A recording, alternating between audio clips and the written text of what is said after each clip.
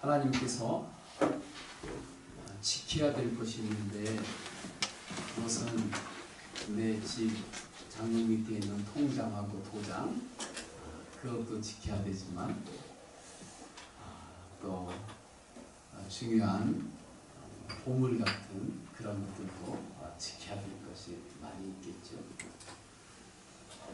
때로는 어떤 사람은 내 명예를 나는 지키겠다 하기도 하고, 어떤 사람은 여러 가지 내가 이 물건만은 꼭 지켜야 된다 하고, 이것만은 안 된다고 꼭 붙잡고 있는 것도 있을 수 있죠. 그런데 주님께서는 분명하게 말씀하시는데, 무엇보다 지켜야 되는 것이 뭐냐면 우리의 마음이다. 너의 마음을 지켜라. 왜 그러는가? 마음에서 무엇이 난다고요? 생명의 근원이 이에서 난다 말씀하십니다. 예수 동일기를 쓰기 시작하면서 어려움을 이야기할 때가 있어요. 그것은 뭐냐면, 예수님 바라보면서 사는 것이 좋은 줄은 알겠는데, 어떤 사람은 예수님을 24시간 바라보는 게 힘이 든다고 그렇게 이야기하는 사람도 있습니다.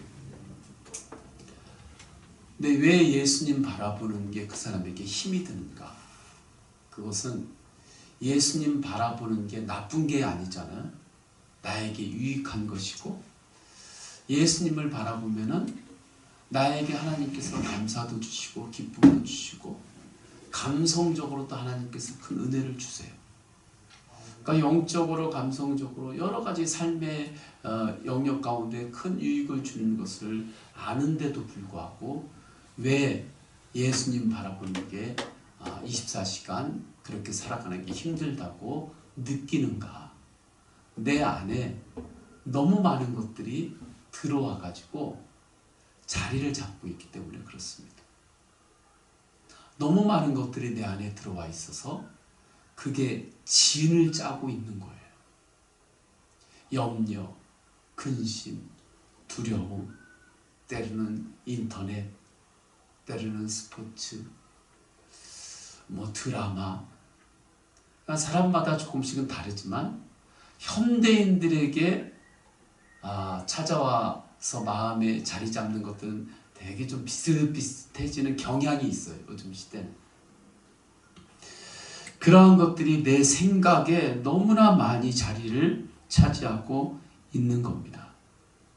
그러니까 우리 마음에 예수님이 아닌 다른 생각들로 너무나 꽉 차 있으니까 주님을 바라보기가 그것이 어려운 거예요.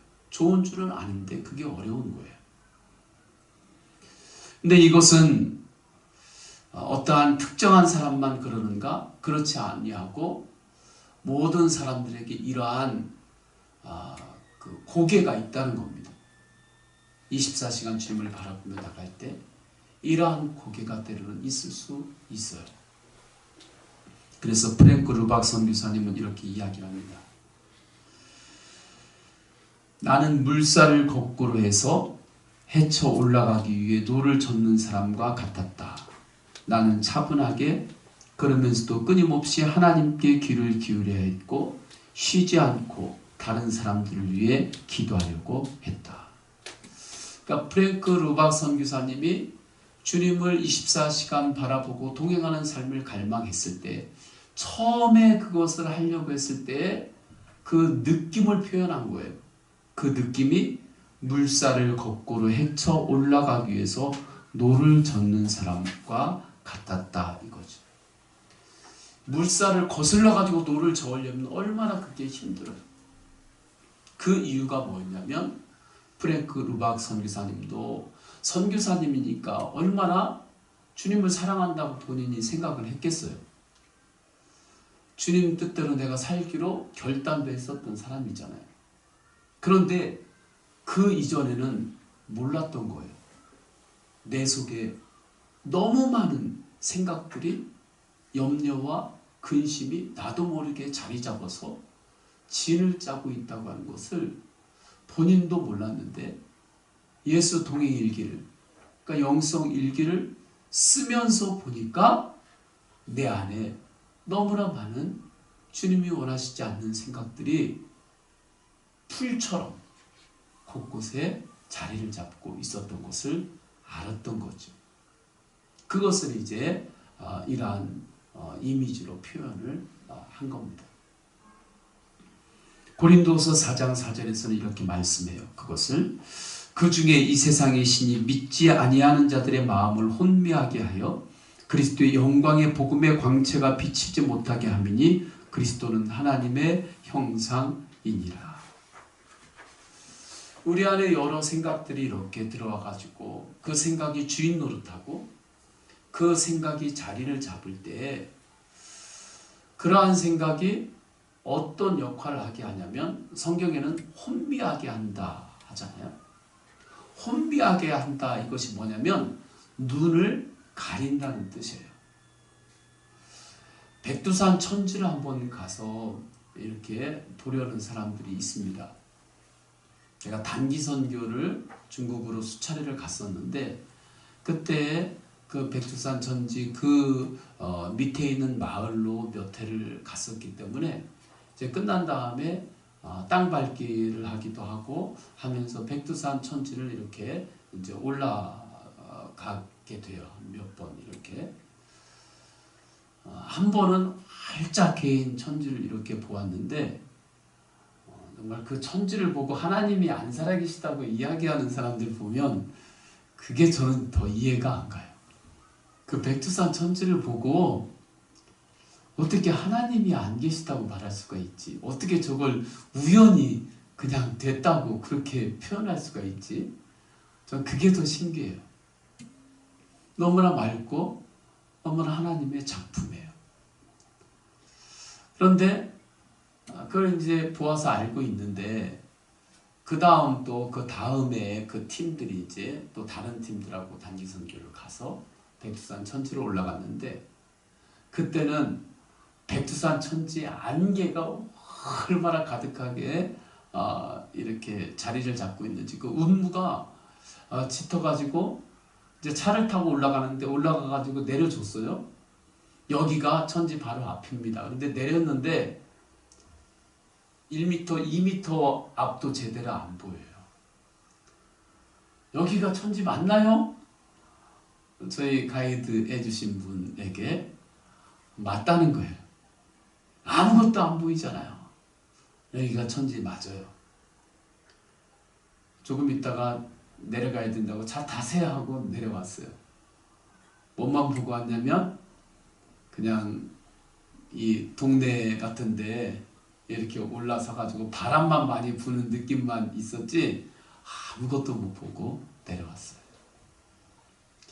그러니까 그 운무만 가득하게 내 앞에서 그것을 나를 막고 있어도 저기에 천지가 있다는 거, 있다니까요. 아무리 얘기해도 모르는 거죠.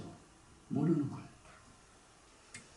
그러니까 우리의 마음이 여러 가지 염려나 근심이나 두려움이나 이러한 것들로 우리의 마음의 눈이 이렇게 혼미하게 가리워지면 예수님이 내 안에 계신데도 예수님의 능력이 지금 내 안에 있는데도 예수님의 사랑이 지금 내 안에 있는데도 그것이 안 보이는 거예요.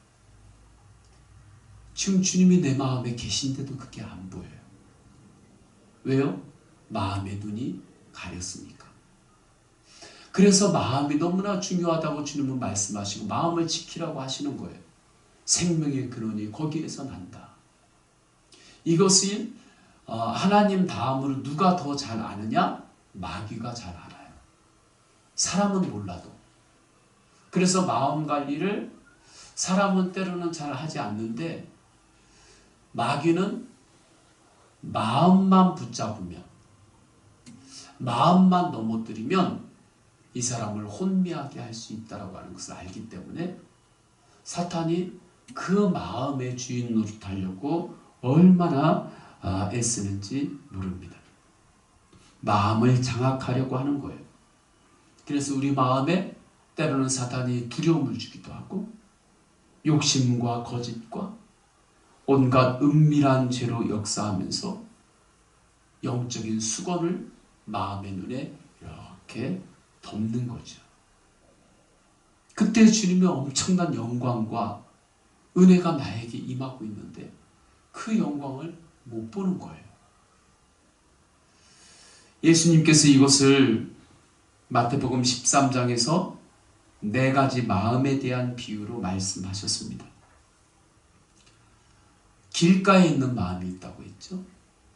길가에 있는 마음은 사탄에게 완전히 붙잡힌 마음이에요. 그래서 하나님의 말씀이 임해도 말씀을 아예 받지를 않아요. 정말 무서운 마음이죠. 사탄에게 완전히 사로잡힌 마음이에요. 마태복음 13장 18절에 이렇게 말씀해요. 그런즉 씨 뿌리는 비유를 들으라. 아무나 천국 말씀을 듣고 깨닫지 못할 때는 악한 자가 와서 그 마음에 뿌려진 것을 빼앗나니 이는 곧 길가에 뿌려진 자요. 마귀에게 그냥 말씀을 다 뺏기는 거예요. 장악이 돼버린 거예요. 그 마음이. 그런데 주님께서 또 어떤 마음이 있다고 말씀하시냐면 돌짝밭과 가시밭 마음이 있다라고 말씀을 하시잖아요. 돌짝밭과 가시밭 마음은 뭡니까? 하나님의 말씀을 들을 때 은혜는 받는 거예요. 말씀이야 좋다. 말씀에 아멘 하고 말씀을 받아요. 그런데 말씀대로 살지는 못해요. 항상 돌짝밭 가시밭으로 그냥 평생 사는 거예요. 그러니 그 마음이 얼마나 힘들겠냐고요. 우리는 신앙생활하면서 하나님의 말씀을 받고 하나님 말씀대로 따르고 하나님 말씀대로 순종하고 그것을 더 힘들다고 어떤 사람들은 생각을 해요. 많은 성도들이 그렇게 생각해요. 하나님이 말씀하시는 거 그거 순종하고 그거 따르면 얼마나 힘드냐고. 그런데 실상은 그렇지 않아요. 하나님 말씀에 아멘하고 말씀을 받고 은혜는 받았는데 그 말씀대로 살지 못하는 그 마음, 그 사람이 마음이 얼마나 힘든지 몰라요. 왜요? 그 마음은 항상 돌짝밭이고 가시밭이기 때문에 그래요. 그러니 가시를 마음에 가지고 살려니 그 돌들을 마음속에 넣고 그 돌덩이들을 마음에 박아놓고 그렇게 평생을 살려니 그 마음이 얼마나 아프고 그래요. 몸 안에 그 돌이 쓸개나 담석 이런데 그 조그만 것만 있어도 아주 견디지 못하고 막 뒹굴뒹굴 도는데 심장에 그 돌멩이 그 조그만 것들 몇 개만 있어도 아주 그게 건드리면 제가 이렇게 그분을 봤는데 일어서지도 못하고 그냥 털썩 주저앉고 땀이 막 뻘뻘 흘리고 아주 고통스러워가지고 뒹굴뒹굴 돌아요. 그 돌멩이 조금만 있는데. 그런데 마음 안에 그 큰 돌들을 넣어놓고 사니 손가락 밑에 가시 조그만 거 하나만 박혀도 아파가지고 어떻게 일을 못하는데 가시밭이 내 마음 안에 가시밭이 있는데 그대로 그것을 사니 그 사람 마음이 얼마나 견디기 어렵겠어요. 그래서 주님은 말씀하시는 거예요. 마음이 돌밭 같다고 하는 것은 마음에 두려움이 가득하다는 뜻이고 마음에 가시떨기 같다고 하는 것은 마음에 세상의 염려와 재물의 유혹이 가득하다는 뜻인데 이러한 사람들은 말씀대로 살지 못하니 그러므로 우리 마음을 잘 준비해야 한다. 그럼 잘 준비된 마음을 뭐라고 주님은 말씀하시냐면 좋은 땅이다 말씀하시는 거예요. 그래서 마태복음 13장 20절 23절을 제가 돌밭부터 좋은 땅까지 쭉 읽으면 이렇죠. 돌밭에 부러졌다는 것은 말씀을 듣고 즉시 기쁨으로 받되 그 속에 뿌리가 없어 잠시 견디다가 말씀으로 말미암아 환난이나 박해가 일어날 때에는 곧 넘어지는 자요. 가시떨기에 뿌려졌다는 것은 말씀을 들으나 세상의 염려와 재물의 유혹에 말씀이 막혀 결실하지 못하는 자요. 좋은 땅에 뿌려졌다는 것은 말씀을 듣고 깨닫는 자니 결실하여 어떤 것은 100배, 어떤 것은 60배, 어떤 것은 30배가 되느니라 하시더라. 근데 이 마음의 상태를 예수 동행일기를 써보면 드러나요.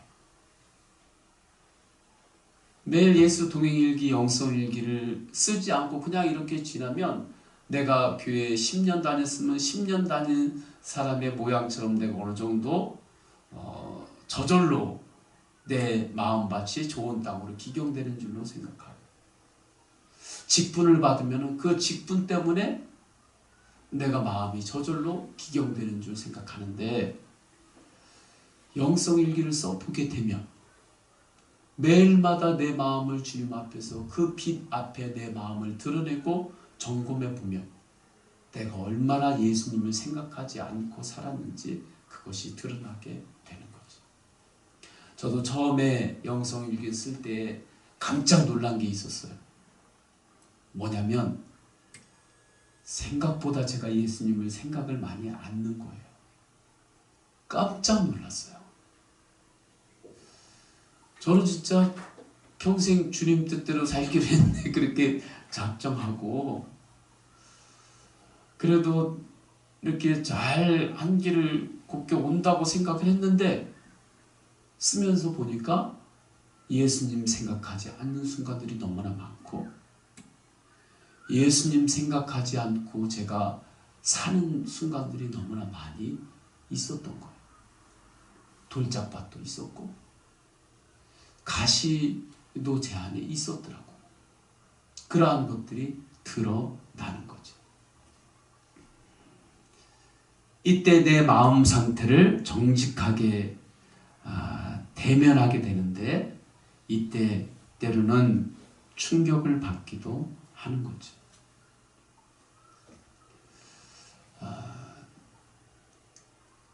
그래도 영성일기를 통해서 주님 앞에서 내 마음을 이렇게 드러내는 것이, 내 마음의 실상을 내가 직면하는 것이, 그것이 축복이에요. 할렐루야. 이걸 그러지 않고 직면하지 않고 그대로 두고 가면 내 마음으로 어떤 생각들이 와가지고 자리 잡고 있어도 그것을 모르고 그냥 사는 거예요. 그리고 아무 생각이나 다 먹어요. 아무 생각이나 막 먹는 거예요.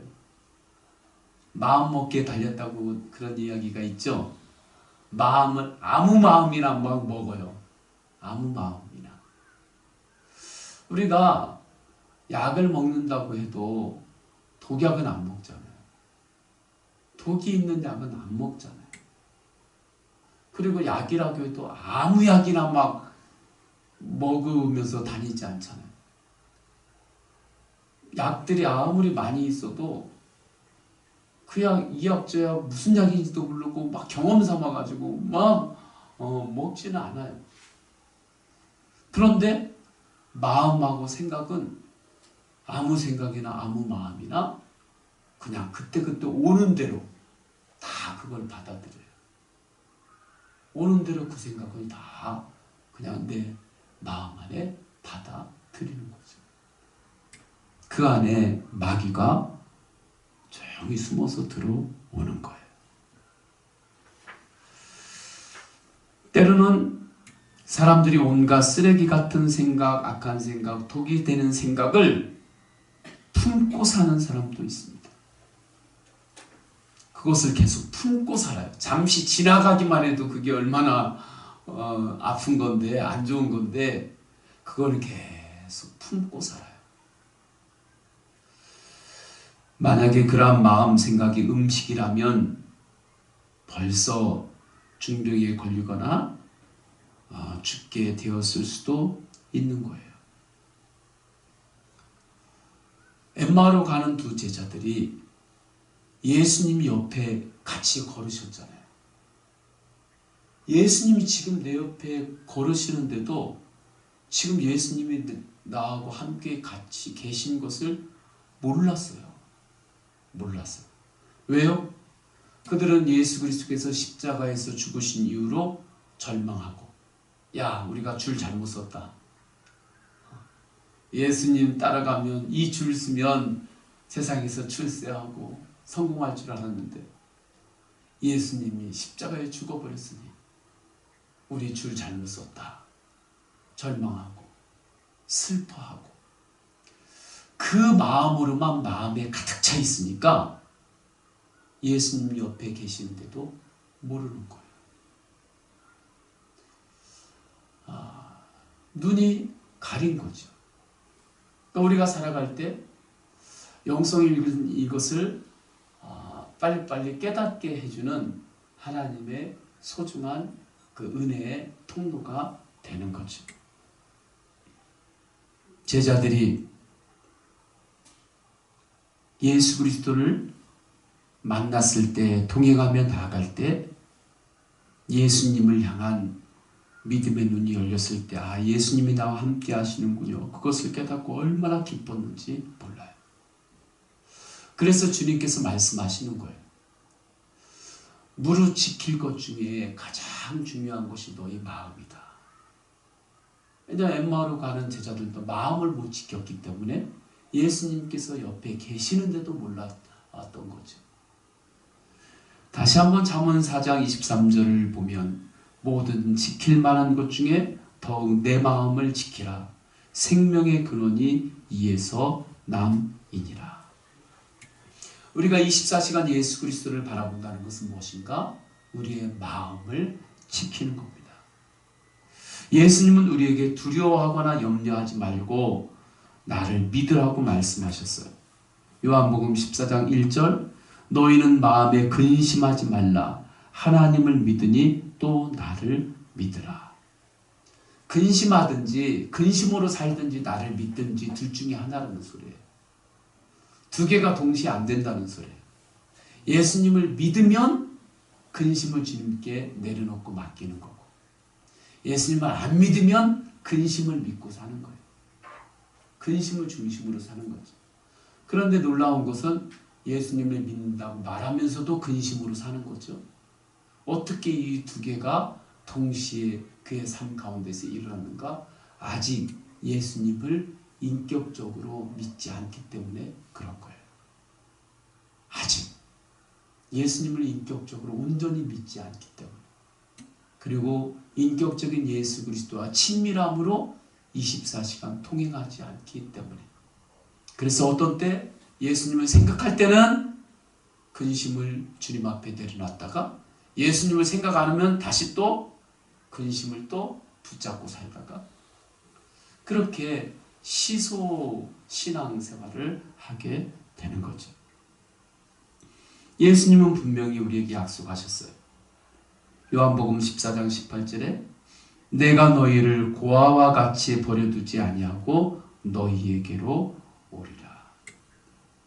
예수님께서 우리와 언제나 함께 하신다고 이미 약속하셨고, 주님께서는 우리 안에 이미 임재하셔서 내 안에 지금 살아 계시는 거죠. 살아 계시는 예수 그리스도를 항상 24시간 바라보시기를 주님의 이름으로 축원합니다. 한 암에 걸린 분에 대한 이야기가 나오죠. 실제로 그래요. 암에 걸려서 한 7년 정도, 수년 정도 이렇게 고통을 겪고 했던 그 환자가 기도받으러 이렇게 온 거예요. 너무나 안타까웠다는 거죠.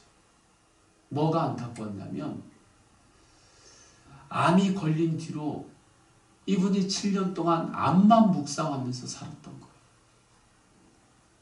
암만 바라보고 살았던 거예요. 내 안에 함께 하시는 예수님을 바라보면서 산 게 아니라 암이 24시간 나와 동행한다고 생각하고 그건 안 잊어버리고 24시간 내 몸에 함께하고 있는 암은 안 잊어버리고 암만 항상 바라보면서 하는 거예요. 24시간. 그러니까 항상 두려움이고 염려고 그 점점 너무나 어려운 가운데 거하는 거죠. 믿는 사람이었는데 암만 24시간 나오고 같이 있어요. 예수님도 24시간 같이 있어요. 예수님도 24시간 같이 계시거든요. 그런데 왜 암만 바라보면서 사냐는 거죠. 내 안에 계신 예수 그리스도를 바라보며 사는 거죠. 그 암을 다스리시는 예수 그리스도를 바라보며 사는 거죠. 그러한 삶으로 끊임없이 인도하고 열어가도록 도움을 주는 것이 뭐냐? 예수 동행 일기인 거예요. 우리 마음은 정원이라고 그랬어요. 왜 예수 동행 일기를 계속해서 써야 되냐면 이 우리 교회 앞에 마당도 한번 보세요. 뒤에 이 조그만 화단이 있는데 거기에 깨끗하게 이렇게 뽑아놓은 것 같아도 조금 이렇게 시간이 이렇게 지나면 풀씨가 어디에서 날라오는지 모르겠어요.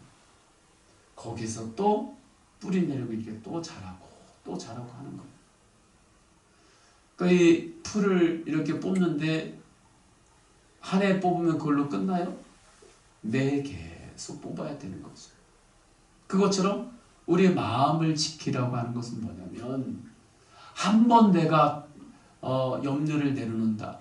한 번 근심을 내려놓습니다. 그런다고 그 한 번 근심, 염려 내려놓으면 그것으로 영원히 모든 근심과 염려가 내려져요? 안 되는 거예요. 이번 염려, 근심, 이 기도 제목을 주님 앞에 내려놨으면 그게 된 것 같지만 그 다음에 또 다른 염려와 근심이 또다시 나에게 날라와서 풀처럼 내 마음의 정원에 뿌리를 또 내리는 거예요. 그것도 주님 앞에 내려놓으면 그 다음에는 또 다른 일, 사람과의 관계에 그것 염려가 또 날라오고 그 다음에 그것도 해결되는 것 같으면 그 다음에 또 재물에 대한 염려가 또 날라오고 그것도 된 것 같으면 또 육신이 어디가 또 아파가지고 또 아픈 것으로 또 날라오고 그것도 하나 또 한국에 넘는 것 같으면 그 다음에는 또 하는 일 때문에 또 그런 염려가 또 오기도 하고 계속해서 이 땅에 살아가는 동안에 파도가 바다에서 없어지지 않는 것처럼 그렇게 염려와 근심, 두려움의 그 풀뿌리 같은 것들이 내 마음의 정원에 계속해서 날아오는 거예요. 그것을 매일마다 그것을 뽑아내는 거죠. 그게 뭐예요? 영성 일기, 예수 동행 일기인 거예요. 이제부터 마음에 영향을 주는 것들을 조심하고 차단하시기를 축원합니다. 그럼 조심하고 차단할 때 무엇을 조심하고 차단해야 되느냐? 작은 죄를 조심해야 되는 거예요. 큰 것이 아니라 작은 죄. 작은 죄는 뭐예요? 어떠한 범법을 행했다 이것이 아니라 나로 하여금 예수님을 바라보지 못하도록 하는 것이 있을 때 그것을 때로는 주님 앞에 이렇게 내려놔야 될 때가 있는 거죠. 그건 사람마다 다 다를 수 있어요. 저 같은 경우는 요 며칠 전에 제가 스마트폰에서 페이스북 그 SNS 하는 페이스북 그 앱을 제가 이렇게 지워버렸어요. 지워가지고 아예 넘겼어요. 왜냐하면 이 페이스북을 통해 가지고 제가 좋은 정보도 얻고 사람들하고 이렇게 네트워크도 하는데 어느 날부터 이 페이스북에 아무 생각 없이 들어갈 때가 있고 그냥 클릭해가지고 그냥 왔다 갔다 하다가 또 영상이 있으면 좋은 영상이네 하고 따라가다 보면 또 별로 안 좋은 영상도 또 따라오게 되고 그럼 그것도 나도 모르게 또 이렇게 한번 또 보기도 하고 그러다 보면 한 20분 30분 그냥 이렇게 딱 지나갔고 그러는 줄을 몰랐어요. 제가 그러는 줄을 몰랐는데 왜냐면 이것을 통해 이 시대에 나는 SNS로 사람들하고 네트워크도 하고 이런 것들을 잘 내가 누려야지. 그리고 이것을 통해 내가 가끔씩 좋은 정보도 얻고 그러는데 이게 얼마나 좋은데 이 생각만 했지. 그렇게 내가 보내고 있는 것을 몰랐어요. 그리고 생각할 때 그렇게 다닐 때는 주님을 내가 바라보지 못하는 거예요. 결정적으로. 그래서 주님이 페이스북 하는 게 나쁜 것은 아니다. 그렇게 말씀하세요. 나쁜 건 아니에요. 우리 성도님들도 뭐 페이스북 하시는 분들 그걸 다 그만두라는 소리는 안 해요. 그래서 주님 앞에 이렇게 묻는데 주님 그 페이스북 자체가 뭐 죄도 아니고 특별히 나쁜 것도 아니라고 말씀을 그런 마음을 주세요. 이건 그런 건 아니다. 그런 건 아닌데 네가 이것을 통해 가지고 자꾸 작은 것이지만 나를 바라보지 않고 거기에 시간을 계속해서 거기에 쓰여지게 되니까 그걸 알았으니까 그것이 네가 마음이 준비가 될 때까지 한번 이것을 앱에서 한번 지워버리는 게 어떻겠니? 그걸 한번 차단해 보는 게 어떻겠니? 처음에는 할까 말까 그랬어요. 왜냐면 이게 또 나름 재미있거든요. 근데 주님이 저에게 그 말씀을 하시는 것 같아가지고 저에게는 작은 것이었지만 예 알겠습니다 하고 탁 눌러가지고 이걸 이렇게 앱을 딱 지웠어요. 지우고 나니까 마음이 얼마나 가볍던지요. 마음이 얼마나 가볍고 얼마나 이렇게 좋던지요. 너무 좋아져, 너무 좋아요. 그게 때가 되면 다시 또 그걸 불러드릴지 모르겠지만 제가 이 말씀을 드리냐면 작은 것을 조심하라는 거예요. 주님을 바라보지 못하게 하는 작은 것들이 있을 때 그것을 주님 앞에 내려놓으시기를 주님의 이름으로 축원합니다. 뱀에 작은 구멍이 생기는 것을 소홀히 여기면 그 작은 구멍 때문에 무너지는 거죠. 작게 여기면 큰일이에요. 암이 몸에 생길 때도 작은 것 하나 생겼을 때 그걸 뭐 이거 뭐 1cm도 안 되네? 그러면서 그걸 소홀히 여길 사람은 없잖아요. 작다. 그것하고 똑같은 거죠. 그리고 끊임없이 주님 앞에 마음을 열어야 됩니다. 할렐루야. 주님 앞에 자꾸 마음을 열어야 돼요. 때로는 죄가 있을지라도 때로는 연약함이 있을지라도 그것을 가지고 어둠으로 가면 안 돼요. 근데 마귀하고 인간의 타락한 죄성은 그걸 가지고 자꾸 어둠으로 들어가려고 해요. 어둠으로 들어간다는 것은 뭐예요? 숨기려고 한다는 거예요. 숨기려고. 자꾸 그 인간의 타락한 본성이에요. 자꾸 내가 죄가 있고 또 나의 연약함이 있고 넘어지는 것이 있으면 그것을 자꾸 숨기려고 해요. 그러나 그때 그 마음을 오히려 더 주님께 자꾸 열으셔야 돼요. 할렐루야. 더 빛으로 나와야 돼요. 빛으로. 그게 마음을 지키는 겁니다. 그런데 영성일기에서 동일기를 쓰다 보면 누구나 다 이렇게 고백하는 거예요.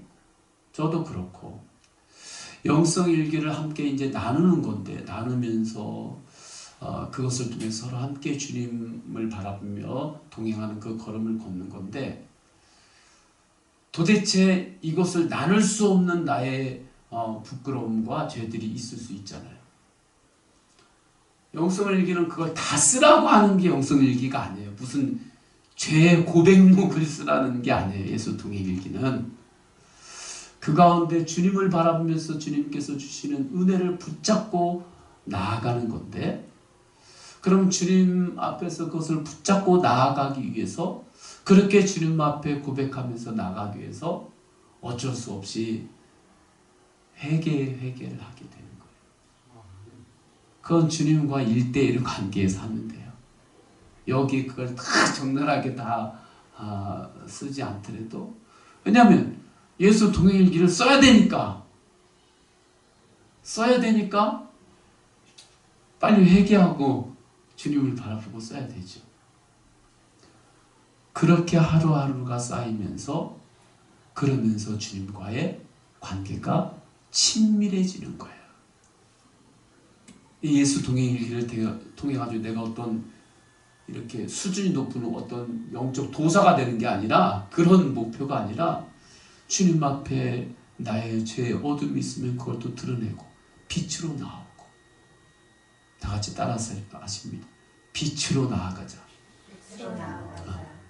무조건 주나 사람 빛으로 더 나오는 거예요. 어둠이 있으면 더 나오는 거예요. 그러면서 주님과의 그때로는 회개하고 엎드리고 가다 보면 이제 주님의 마음을 알게 돼요. 주님이 내 안에, 내가 주님 안에. 정말 친밀한 관계 가운데 들어가는 거죠.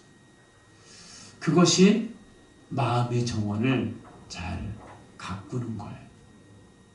하나님 안에서 마음의 정원을 잘 가꾸는 은혜가 있기를 축원합니다. 얼굴도 가꿔야 되고, 피부도 가꿔야 되고, 헤어스타일도 가꿔야 되고, 내 이미지도 가꿔야 되고, 여러 가지 가꿔야 될 것이 많지만 그것보다 더 가꿔야 되는 것은 주님 앞에서의 내 마음인 거죠. 그것을 지키며 나갈 때 예수 동행 일기를 앞으로 나는 그냥 평생 쓰겠다, 그것을 아예 결정을 하시기를 주님의 이름으로 축원합니다. 할렐루야. 왜냐하면 동행일기를 보면 교육받을 때는 썼다가 교육 끝나면 또 못 쓰는 분들도 계시고, 또 꾸준히 또 쓰시는 분들도 계시고, 이제 여러 경우들이 있는데, 이 예수 동행일기를 꾸준히 쓰는 그 좋은 그 방법은 뭐냐면, 이건 유기성 목사님이 이야기하는 거예요. 테러를 차단하는 거. 테러를 차단하는 거. 이 예수 동행일기를 안 쓸 수 있는 길을 아예 차단해버리는 거. 예수 동행일기를 쓸까 말까 고민하는 사람 아직 테러가 있는 거예요. 근데 저 같은 경우는 제가 영성일기를 씁시다, 예수 동행일기를 씁시다, 성도님들한테 이야기하고 이렇게 훈련까지 하면은 저에게 있어서 예수 동행일기를 안 쓸 수 있는 테러가 있어요, 없어요? 없죠. 은혜가 있든 없든 저는 무조건 써야 돼요. 왜냐면 다 쓰자고 훈련까지 하면서 쓰자고 하면서 제가 안 써버리면 이거 뭔가 말이 안 되잖아요. 그러니까 저한테는 안 쓰는 것을 고민할 필요가 있어요, 없어요? 없어요. 그러니까 예수 동행일기를 쓰는 게 쉬워질까요, 쉬워질까요?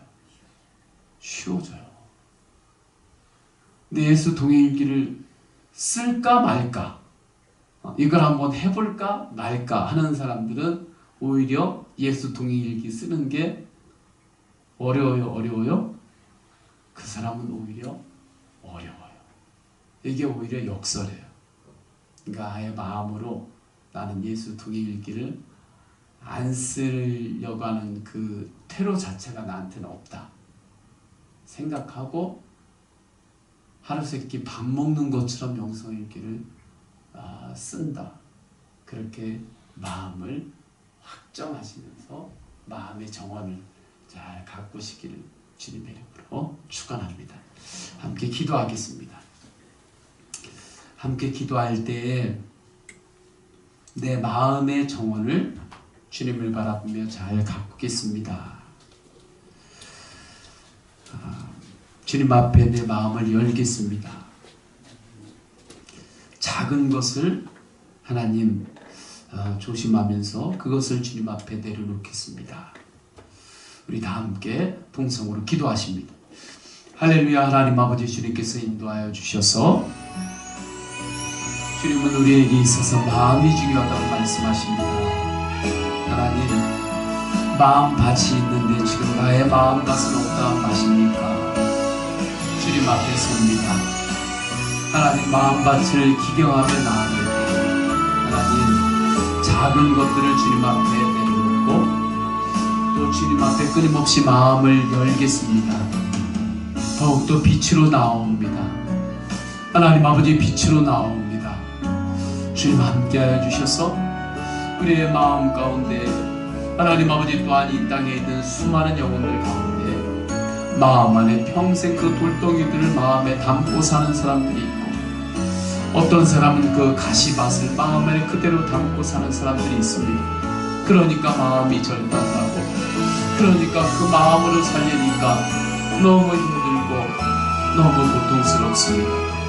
그래서 세상에 다른 것들을 쫓게 되는데, 하나님 아버지, 우리가 이 영적 진리를 분명히 알았으니 오직 예수 그리스도를 바라볼 때 하나님, 우리의 마음같이 좋은 땅으로 예수를 통해 일기를 통하여 기경되고, 우리가 마음의 정원을 잘 가꾸면서 예수님과 동행하는 그 기쁨과 그 감격으로 항상 승리케 하옵소서.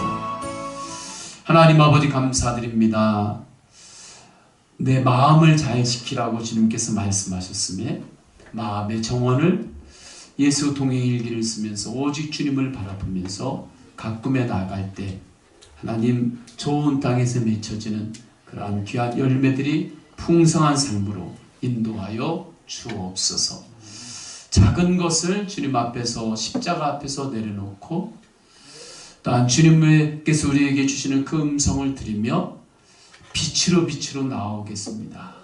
주님 앞에 끊임없이 내 마음을 열고 예수님 앞에 절대 감추지 않고 끊임없이 주님 앞에 그 빛으로 나올 때 주님께서 우리의 마음을 다스려 주시고 좋은 땅으로 주님께서 기경해 주시고 세워주심을 믿고 나아갈 때 우리 모든 이들에게 주님과 동행하는 그 기쁨을 항상 누리도록 축복하여 주옵소서. 주 예수 그리스도의 이름으로 기도드립니다. 아멘.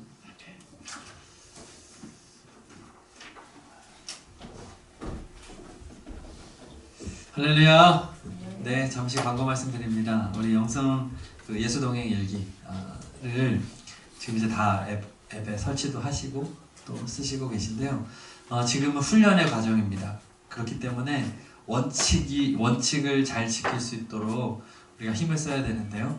저부터가 모범이 안 돼서 죄송합니다. 이제 저도 힘을 쓸 테니까 하루에 한 번 하루를 마감하시면서 꼭 그 예수동행 일기를 쓰시기를 바라는데, 익숙하지 않은 분들은 그 클릭을 하셔서 가이드를 받으시고 그렇게 하지 않으셔도 중요한데, 포인트는 예수님을 내가 하루 동안에 얼마나 생각하고 주님의 말씀을 얼마나 순종하고 또 불순종하고 이렇게 예수님에게 초점을 맞춘 일기를 쓰시도록 힘쓰시는 것이 포인트입니다. 이해 가시죠? 그래서 하루 동안에 잠깐 뭐 어떤 것을 깨달았고 어떤 특별한 일이 있어서 그것을 기록하는 일반 일기장으로 활용하지 마시고 예수님을 바라본 것, 요것에 포인트를 두시면서 점검하시는 것이에요. 그래서 하루에 한 번 쓰시는데, 뭐 밤에 피곤할 수도 있죠. 또 일정상 또 이게 안 맞으실 경우에는 본인에게 적합한 시간, 나는 아예 이게 도저히 밤이 그거 하면 조금 더 일찍, 좀 더 내가 정신이 있을 때 이런 식으로 조금 변화를 주시든지, 아니면 미리 중간에 이렇게 좀 입력을 해 놓으신 다음에 밤에는 그것을 정리해서 올리는 것으로만 활용을 하시면 이렇게 꾸준히 쓰는 것이 좋습니다. 그래서 특별히 지금은 훈련을 하는 데잖아요. 훈련은 하기 싫어도 자꾸 해서 습관이 되셔야 됩니다. 이게 습관이 안 되면 나중에 10주 과정이 끝나면 이제 안 쓸 확률이 굉장히 높습니다. 그래서 저도 제가 딱 1년 됐거든요. 1년 동안 제가 쓴 횟수를 보니까 165번을 썼어요. 그래서 퍼센트로 매겨보니까 45.2%가 나왔습니다. 저는 또 양육을 이렇게 책임지기도 하고 또 댓글도 달고 하니까 조금 더 책임감을 가지고 이제 쓰니까 이렇게 유지가 그나마 되는 것인데, 더 높은 목표를 또 제가 세우고 갈 텐데, 우리 훈련생들이잖아요. 그러니까 오늘부터 돌아가셔서는 한 줄도 괜찮습니다. 한 줄도 괜찮으니까 나는 무조건 쓰고 잔다. 이것을 안 쓰면 내가 잠을 안 잔다. 이런 각오를 가지고, 사실 그렇게 많은 시간이 걸리는 게 아니거든요. 내가 뭐 인터넷 조금 돌아다니고 TV 뉴스 잠깐 보면 5분, 10분, 뭐 20분 그냥 가잖아요. 그 시간을 아끼셔서 매일 쓰는 것이 원칙이라는 거. 그래서 그것을 잘 해주시고, 이것을 돕는 것이 뭐냐면 아멘하고 댓글 달기. 지금 이제 이게 저희는 잘 아직 그 나눔방 쪽이 안 가서 그런데 아멘 해주고 서로 댓글을 달아주면 서로가 좋습니다. 그러니까 가능하시면 그 아멘 댓글은 일과 중에 다실 수가 있어요. 밤에는 자기가 쓰는 것에 집중하시고 일과 중에는 다른 분이 어떻게 썼는가, 그리고 짧게라도 격려, 아멘은 내가 봤습니다 하는 것이고, 둘 중에 하나만 하시면 돼요. 그래서 더 좋은 거는 댓글이 되겠죠. 그래서 댓글을 하시면 아멘 할 필요 없고요. 저는 그렇게 원칙을 세우고 있어요. 둘 다 할 필요가 없어요. 그래서 바쁘거나 할 경우는 내가 봤습니다 아멘 하고 또 마음으로 기도하시고, 이렇게 해서 우리가 함께 이것을 공유하는 것이 도움이 될 것입니다. 지금 이제 저희가 이쪽에 발을 내딛고 시작을 했으니까 이제 4강 갔잖아요. 이제 다시 허리띠를 바짝 조이셔서 저도 더 힘쓰도록 할 테니까 우리 담임 목사님께서는 모범을 보이시기 위해 굉장히 모델이 되어 있으니까 저를 보지 마시고 담임 목사님을 보시고, 또 담임 목사님보다는 예수님을 바라보시고 이렇게 쓰신다면 굉장한 지금 이것을 한 번, 두 번 써서 뭐 엄청난 거를 경험하는 게 아니에요. 늘 예수님과 동행하는 이 훈련을 계속해서 해 나갔을 때 1년 지나서 보세요. 그리고 5년 지나 보시고 10년 지나 봤을 때 예수님과 내가 얼마나 친밀한 사이가 됐는지를 분명하게 확인할 수 있는 것이 바로 이 동행일기입니다. 그러니까 오늘 특별한 일이 없다 할지라도 우리 예수님을 내가 얼마나 생각했는지를 생각하면서 일기를 쓰는 것이 중요한 게 아니라 예수님을 얼마나 내가 생각하고 묵상했는지, 이것에 초점을 맞추면서 단 한 줄, 그러면 이렇게 쓰셔도 되죠. 오늘은 정말로 예수님과 이런 것이 안 됐다. 지금 마음이 굉장히 어렵다. 끝. 아니면 너무 피곤해서 도저히 쓸 수 있는 상황이 아니다. 내일 조금 점검해서라도 좀 기억을 더듬어서 써보겠다. 요렇게라도 쓴 사람하고 안 쓴 사람은 아주 다르다는 거예요. 그것이라도 기록을 하면 이제 다른 분들이 그거를 딱 봤어요. 그러면 이제 댓글을 출동해야죠. 그래서 제가 집사님 위해서 기도하겠습니다. 힘내세요. 아자아자. 이렇게. 그러면 그거를 보고 또 힘을 낼 수 있는 거잖아요. 이게 그 나눔방의 능력이거든요. 저희 이기가 지금은 이렇게 막 역동이 일어나거나 막 이러진 않아요.